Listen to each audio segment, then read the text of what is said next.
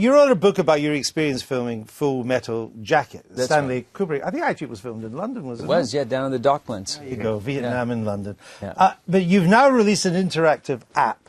Is this the future? Not books, apps.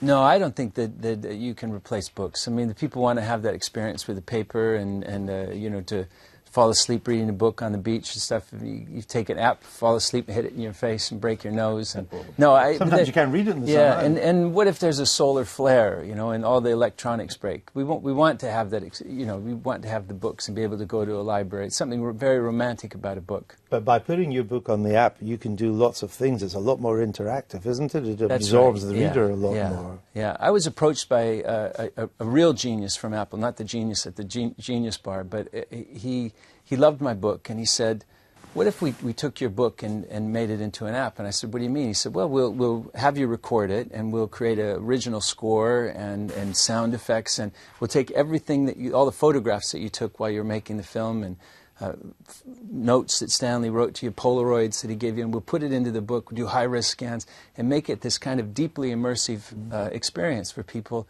to learn more about the making of the film, learn more about Stanley Kubrick. And I said, well, that's a really good idea. Do you think we could create something that Stanley Kubrick would be proud of? And he said, I think we can. And remember in 2001, A Space Odyssey, when that person's flying to the moon, there's a woman who's carrying something in an app, and I think the movie was made in 1967, 68. Yeah, but we didn't even know what an app was. Short for apartment. Yeah. and I mean, for younger people, this is the way they'll get their information now, is it not? Well, they're using them in schools now, and I think that they do have their application. You know, I mean, they do have their uses, but I'm not frightened of the technology. No. I think it's something that can be very useful. I think that, for instance, people in Africa having the ability to have a cell phone to be able to communicate with the world is very important. They say that there's young children in Israel communicating with kids in Palestine, being able to share ideas and say, hey, look, I'm just a kid, just like you, and I don't hate you, and let's get on with it. Let's put this aside. And so social media as a use for technology could be a great way to unite us. Would it not be fair to say, Alan, that when it comes to technology, politicians are always behind the curve? Yes, well, I certainly am always behind the curve. But I think in another 5-10 years, there won't be a single MP who, like me, is not on Twitter and is not using new technology. I mean, I don't use it very much. But, you know, I'm a kind of, I'm a fading example. What is amazing is how a new generation, have you ever been to Tech City in Old Street in London? It's just amazing how many young people, and all that Google do is provide a space for these youngsters just to go and talk to each other. Musicians, designers, artists, technicians, and they design apps and they design games, and it's a huge part of our economy. 6% of our GDP now. We're second only to the States. And Michael, do you think one day you'll give up the quill pen?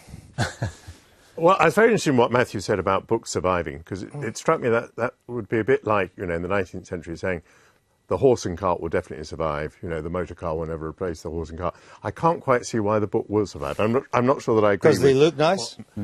They look good well, in the room as well? It's nice to touch every now and then. It may not be an either-or. After all, people said radio would die when TV came. Last time I looked, radio was pretty healthy. It's interesting, though, Hollywood is always trying to frighten us about technology. RoboCop, we saw, the Terminator, Minority Report. It's always that technology is going to devour us. But actually, for most people, it makes life better.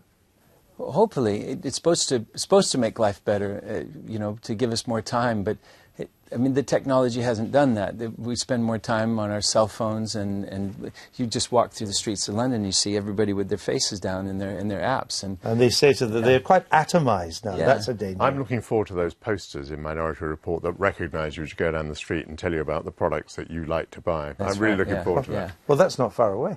And indeed cars that drive themselves behind each other. That's not far away either. No, it's not. It's here. It's with us.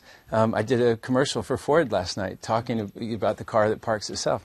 But yeah, I think you're going to see anatomical changes. I think that people's necks are going to change and their thumbs are going to change. They've got big thumbs. As we run out of time, but thank you for being with us tonight and good luck with the app. Thank you very much.